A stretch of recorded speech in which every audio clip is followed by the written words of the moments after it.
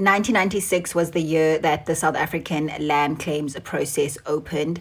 This was the process designed to help Black South Africans reclaim land that they had been dispossessed of over decades and decades of colonialism and apartheid.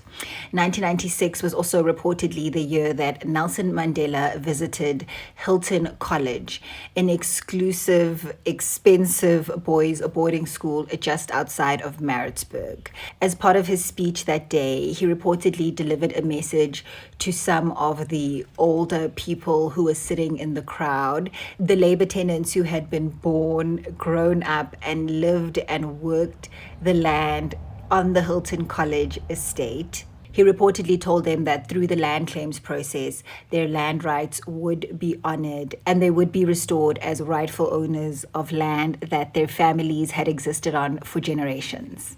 As you can imagine, the owners of the Hilton Estate's response to this message was a little awkward.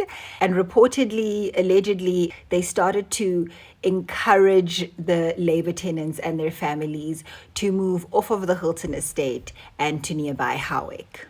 They reportedly offered these families between 6,000 and 12,000 rand to move. Some took the money, some didn't.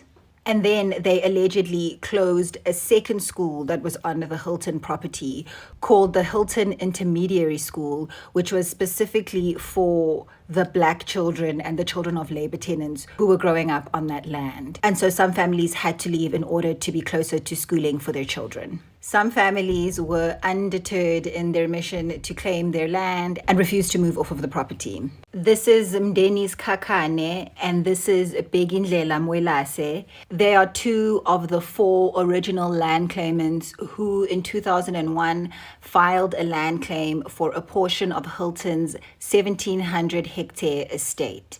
The portion that they were claiming included a timber farm, a game reserve, some farmlands, and didn't include any part of the actual school campus. From what I understand of the land claims process, once a claim is officially submitted, it's the role of the Department of Rural Development and Land Reform to notify the existing landowners that a claim has been filed and give them the option to dispute the claim or accept it. After their claim was filed in 2001, the Hilton land claimants reportedly did not hear anything back from the department for 12 years. For 12 years, they kept writing to the department, allegedly, kept following up on their claim, and could not get a response. And the department reportedly had not even in that time even notified the Hilton estate of the claim. In that period, two of the original claimants, Mr. Ndota Mngoma and Mr. Xekwana Mwelase, passed away. The men were in their 60s and 70s when the claim was originally filed. That left two living claimants. In 2013, after waiting for 12 years for even the first step to be taken in their land claim process, the two surviving claimants were amongst 5 applicants who represented 35 families in taking the Department of Rural Development and Land Reform, as well as the Hiltonian Society, the landowners at Hilton, to court. Over the next few years, there was a lot of legal back and forth, which included numerous court orders that compelled the department to process the claims quickly and efficiently. The Hilton land claim was amongst 11,000 land claims that had remained stuck in the system and unprocessed since 2001.